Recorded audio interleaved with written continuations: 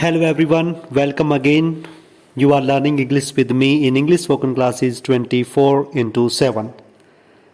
In today's topic, we are going to discuss what is the difference between do and does. When we use do and does in a sentence. As you know, we are learning the sentence making process. Both the do and does gives us the present sense of time. It means these are first form of verb. I would like to start with the use of do. We use do in the present sense of time as a first form of verb in present simple tense when we have to say something about the doer. Like that, I do my homework every day. It means it shows the daily routine activities. I do yoga every day.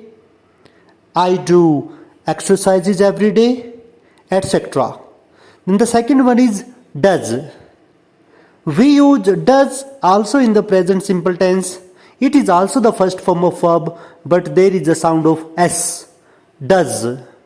There is a sound of z, or you can say there is es at the end of do verb.